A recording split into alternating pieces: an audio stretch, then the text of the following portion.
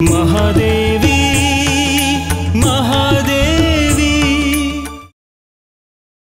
ಹಿರಣ್ಮಯಿ ಮಗಳೇ, ನನ್ನ ಮಗಳಿಗೆ ಏನೋ ಆಗಿದೆ. ಇವತ್ತು ನಾಂದಿ ಮುಹೂರ್ತ ಅಲ್ವಾ, ನಿಮಗೆ ಅಡ್ಡಿ ಆಗಬಾರ್ದು ಅಂತ ನಾನೇ ಹಾಲಿಗೆ ಒಂಚೂರು ನಿದ್ದೆ ಮಾತ್ರೆ ಹಾಕಿ ಕೊಟ್ಟಿದ್ದೀನಿ. ಎಂತ ಕೊಲೆಗಿಡ್ಕ್ರಿ ನೀವು. ನಿಮ್ಮ ಮಗಳು ಸಂತೋಷವಾಗಿರ್ಲಿ ಅಂತ ನನ್ನ ಮಗಳಿಗೆ ನಿದ್ದೆ ಮಾತ್ರ ಹಾಕಿದ್ರಿ. ನಿಮ್ಮ ಮಗಳು ಜೀವನ ಪರ್ಯಂತ ಸಂತೋಷವಾಗಿರ್ಲಿ ಅಂತ ನಮ್ಮ ಮನೇಲಿ ಎದ್ಕೊಂಡು ನನ್ನ ಮಗಳಿಗೆ ವಿಷಾನೇ ಹಾಕ್ಬಿಡ್ತೀರೇನೋ. ಬಾಯಲ್ಲಿ ಒಂದು ಹೇಳ್ತಾರ, ಮನ್ಸಲ್ಲಿ ಒಂದಿರುತ್ತೆ. ಅದೇನೋ ಹೇಳ್ತಾರಲ್ಲ, ಬಾಯಲ್ಲಿ ಮಂತ್ರ ಕೈಯಲ್ಲಿ ಮಂತ್ರದಂಡ ಅಂತ. ಯಾವಾಗ ಬಿಡಿತಿರೋ ಗೊತ್ತಾಗಲ್ಲ. ತಂದ್ರು ಅಮ್ಮನ ಮಗಳಲ್ವಾ, ಅಮ್ಮನ ಮುದ್ದಿನೇ ಬಂದಿರುತ್ತೆ ನಿಮಗೆ. ಅಲ್ಲಿ ಪ್ರಮಾಣ ಮಾಡೋ ನಾಟಕ ಮಾಡಿದ್ರಿ, ಈಗ ಇಲ್ಲಿ ಬಂದು ಮುರಿಯಲ್ಲ ಅಂತ ಯಾವ ಖಾತ್ರಿ? ಹಿರಣ್ಮಯ್ಯನ ಬಿಟ್ಟು ನನಗೆ ಬೇರೆ ಮಗು ಬೇಕು ಅಂತ ನಾನು ಯಾವತ್ತೂ ಅನ್ಕೊಂಡಿಲ್ಲ. ಬಾಯಲ್ಲಿ ಹೇಳಿದ್ರೆ ಆಗಿಲ್ಲ, ಅದನ್ನ ನಿರೂಪಿಸಿ ತೋರಿಸ್ಬೇಕು. ಆವಾಗಲೇ ಎಂತವ್ರಿಗಾದ್ರೂ ನಂಬಿಕೆ ಬರೋದು. ಆಗ್ಲಿ, ನಾನೇನು ಅಂತ ಬಂಗಾರಿ ಅವ್ರಿಗೆ ನಾನು ತೋರಿಸ್ತೀನಿ. ಡಾಕ್ಟ್ರೇ, ನನಗಿನ್ನು ಮುಂದೆ ಮಕ್ಕಳು ಬೇಡ, ಅದಕ್ಕೆ ಮಕ್ಕಳಾಗದಿರೋ ಅಂತ ಆಪರೇಷನ್ ಮಾಡಿಸ್ಕೋಬೇಕಾಗಿತ್ತು. ನಿಮ್ಮ ಮಗನಿಗೆ ಸರಿಯಾಗಿ ಓದಕ್ಕೆ ಹೇಳಿ. ಸರಿ ಮೇಡಮ್, ನಾನಿನ್ನು ಬರ್ತೀನಿ. ಸರಿ, ಹೋಗಿ ಬನ್ನಿ.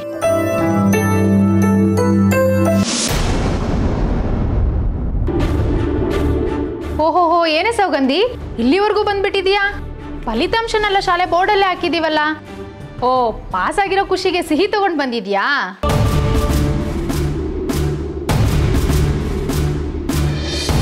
ನಾನು ನೇರವಾಗಿ ಪ್ರಶ್ನೆ ಕೇಳ್ತೀನಿ, ನೀವು ನೇರವಾಗಿ ಉತ್ತರ ಕೊಡಬೇಕು. ಹಿರಣ್ಮಯಿನ ಹೇಗೆ ಪಾಸ್ ಮಾಡಿದ್ರಿ ನೀವು? ಅರೆ, ಇದೇನಮ್ಮ ಹೀಗೆ ಕೇಳ್ತಾ ಇದೀಯಾ? ಅವಳು ಪರೀಕ್ಷೆನಲ್ಲಿ ಚೆನ್ನಾಗಿ ಬರೆದಿದ್ದಾಳೆ, ಅದಕ್ಕೆ ಪಾಸ್ ಆಗಿದ್ದಾಳೆ. ಅದು ಅಲ್ಲದೆ ಶಾಲೆಯಲ್ಲಿ ಅವಳೇ ಮೊದಲು ಬಂದಿದ್ದಾಳೆ. ಎಲ್ಲದಕ್ಕೂ ಸರಿಯಾದ ಉತ್ತರ ಬರೆದು 100ಕ್ಕೆ 100 ಅಂಕ ತಗೊಂಡಿದ್ದಾಳೆ. ಇಲ್ಲ, ಅವಳು ಪಾಸ್ ಆಗಕ್ಕೆ ಸಾಧ್ಯನೇ ಇಲ್ಲ. ಅವಳು ಹೇಗೆ ಪಾಸ್ ಆದ್ಲು ಅನ್ನೋ ಒಳಗೊಟ್ಟು ನನಗೆ ಗೊತ್ತಾಗಬೇಕು. ಸೌಗಂಧಿ, ಏನಾಗಿದೆ ನಿನಗೆ?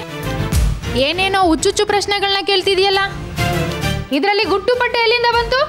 ಚೆನ್ನಾಗಿ ಓದ್ಕೊಂಡಿದ್ಲು, ಚೆನ್ನಾಗಿ ಬರೆದ್ಲು, ಅದಕ್ಕೆ ಪಾಸ್ ಆಗಿದ್ದಾಳೆ. ಇಲ್ಲ ಇಲ್ಲ ಇಲ್ಲ, ಅವಳು ಪಾಸ್ ಆಗಕ್ಕೆ ಸಾಧ್ಯನೇ ಇಲ್ಲ. ಅವಳು ಫೇಲ್ ಆಗಿರ್ತಾಳೆ ಅಂತ ನಾನು ಖುಷಿಯಿಂದ ಬಂದೆ. ನೀವು ನೋಡಿದ್ರೆ ಏನೇನೋ ಮೋಸ ಮಾಡಿ ಅವಳನ್ನ ಪಾಸ್ ಮಾಡಿದ್ದೀರಾ. ಏ ಸೌಗಂಧಿ, ನಿನ್ಗೇನು ತಲೆ ಕೆಟ್ಟಿದೆಯೇನೆ? ಆ ಹಿರಣ್ಮಯಿ ಮೇಲಿನ ದ್ವೇಷಕ್ಕೆ ಬಾಯಿಗೆ ಬಂದಂಗೆ ಮಾತಾಡ್ತಾ ಇದೀಯಾ?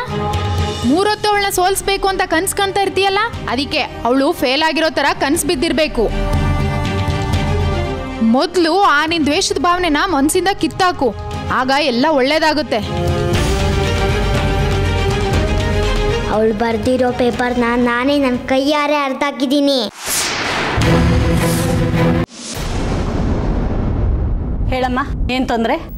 ಅದು ಅದು ಅದು ಇದು ಅಂತಿದ್ರೆ ಆಗಲ್ಲ. ನಾಚಿಕೆ ಬಿಟ್ಟು ಧೈರ್ಯವಾಗಿ ಏನು ತೊಂದರೆ ಅಂತ ಹೇಳಬೇಕು. ನೋಡಮ್ಮ, ವೈದ್ಯರ ಹತ್ರ ವಕೀಲರ ಹತ್ರ ಏನು ಮುಚ್ಚುಮರೆ ಇರಬಾರ್ದು. ಓದಿರೋ ಥರ ಕಾಣ್ತೀರಾ, ಹೇಳಿ ಏನು ತೊಂದರೆ ಆಗಿದೆ ಅಂತ. ಅದು ಡಾಕ್ಟ್ರೇ, ನನಗಿನ್ನು ಮುಂದೆ ಮಕ್ಕಳು ಬೇಡ, ಅದಕ್ಕೆ ಮಕ್ಕಳಾಗದಿರೋ ಅಂತ ಆಪರೇಷನ್ ಮಾಡಿಸ್ಕೋಬೇಕಾಗಿತ್ತು. ನೀನು ಹೇಳಿದ ತಕ್ಷಣ ಹಾಗೆಲ್ಲ ಮಾಡಿಬಿಡೋಕ್ಕಾಗಲ್ಲಮ್ಮ.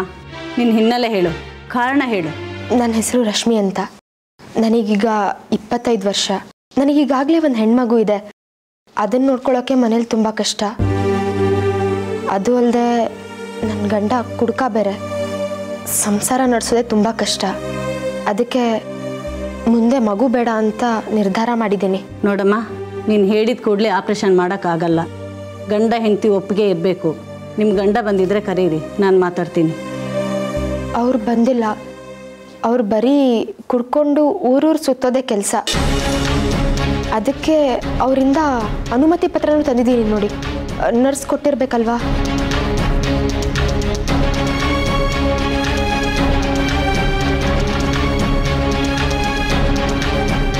ಇದು ನಿನ್ನ ಗಂಡನೇ ತಾನೇ ಅನುಮತಿ ಪತ್ರ?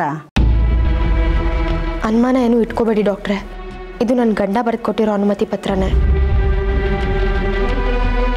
ನೋಡಮ್ಮ, ಇನ್ನೊಂದು ಸಲ ಯೋಚನೆ ಮಾಡು. ಯಾಕೆಂದರೆ ಒಂದು ಸಲ ಗರ್ಭಕೋಶ ತೆಗೆದ ಮೇಲೆ ನಿನಗೆ ಜೀವಮಾನ ಪೂರ್ತಿ ಇನ್ನು ಮಕ್ಕಳಾಗಲ್ಲ. ಏನಪ್ಪ, ಕುಡಿಯೋದು ಕೆಟ್ಟದಂತ ಗೊತ್ತಿಲ್ವಾ ನಿನಗೆ? ನಾನಾ ಕುಡಿಯೋದಾ? ಹೌದು, ನೀನೇ ಕುಡ್ಕೊಂಬಂದು ತುಂಬ ತೊಂದರೆ ಕೊಡ್ತೀಯಂತೆ ಮನೆಯಲ್ಲಿ. ಇವ್ರಿಗೆ ಆಪರೇಷನ್ ಮಾಡೋಕ್ಕಿಂತ ಮುಂಚೆ ಹೀಗೆ ಹೇಳಿದ್ದಾರೆ.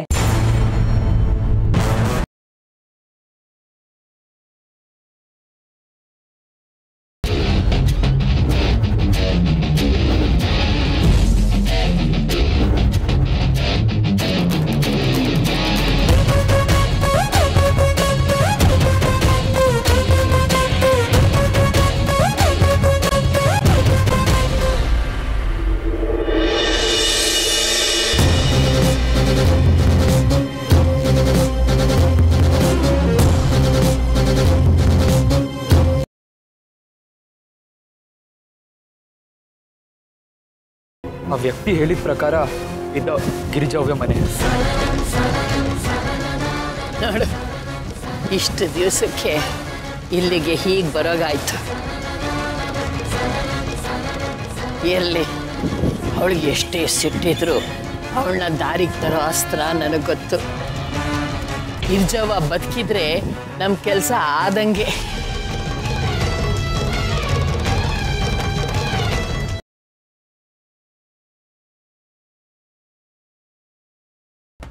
ಐ ಥಿಂಕ್ ಇನ್ಮೇಲೆ ಜಾನಕಿ ರಾಮ್ಗೆ ನನ್ನಿಂದ ಏನೂ ತೊಂದರೆ ಕೊಡಬಾರ್ದು.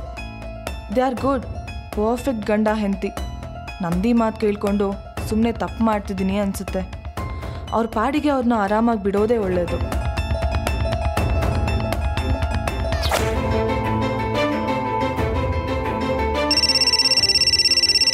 ರಾಮ್ ಅವ್ರು ಇಲ್ಲೇ ಫೋನ್ ಬಿಟ್ಟು ಹೋಗಿದ್ದಾರೆ.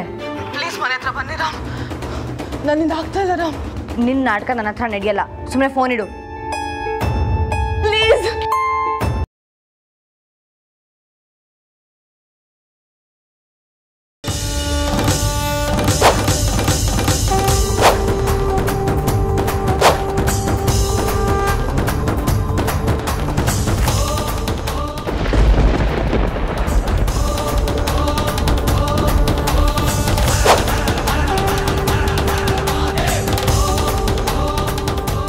ನಿಮ್ಮ ತಾಯಿಯ ಊಹೆ ನಿಜ ವಿಷ್ಣು.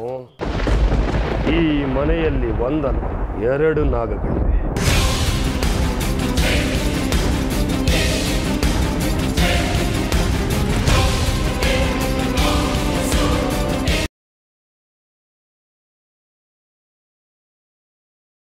ಅವಳಿಗೆ ಬೇಡ್ಕೊಳ್ಳೋ ತಣ್ಣ ಬಿಟ್ರೆ ಬೇರೆ ಗತಿನೇ ಇಲ್ಲ ಅಂತ ಅನಿಸ್ಬೇಕು.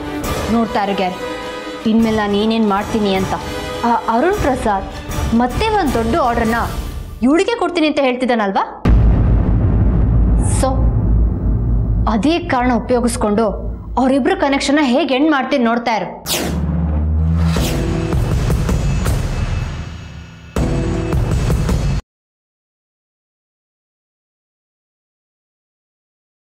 ಕಮಲಿ ಅವರೇ, ನೀವು ಇನ್ನೂ ಹಾಸ್ಟೆಲ್ಗೆ ಹೋಗೋದಕ್ಕೆ ತುಂಬ ಸಮಯ ಆಗುತ್ತೆ.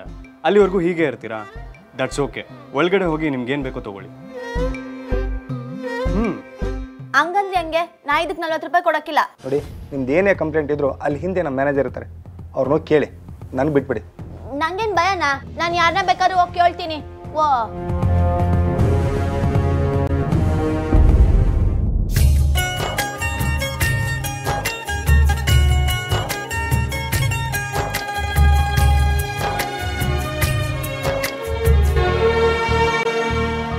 ಹಲೋ,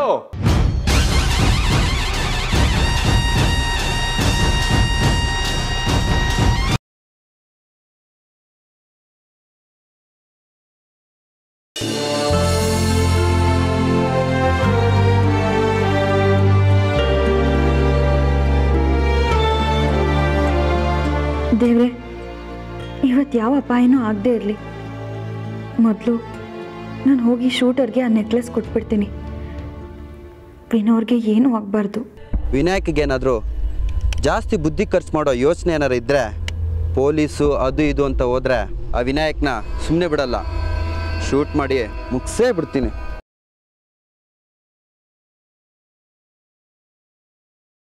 ಮದ್ವೆ ಗಂಡು ಹೆಣ್ಣು ಡ್ಯಾನ್ಸ್ ಮಾಡ್ಬೇಕು ಅಂದ್ರೆ ಮಾಯಾ ಮತ್ತೆ ಮುತ್ತಣ್ಣ.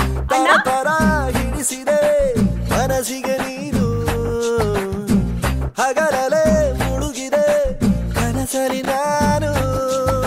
ಫುಲ್ ಬಾಟಲು ಎತ್ತು ಸುಮ್ಮನೆ ಕಂಠ ಪೂರ್ತಿ ನೀ ಕುಡಿಯೋ ಅಣ್ಣನೇ. ನೈಟ್ ಟೈಟು ಆದ ಮೇಲೆ ರೋಡೆ ನಮ್ಮನೆ ಮನೆ ಮನೆ ಮನೆ ಮನೆ. ಎಣ್ಣೆ ಬೇಕು ಅಣ್ಣ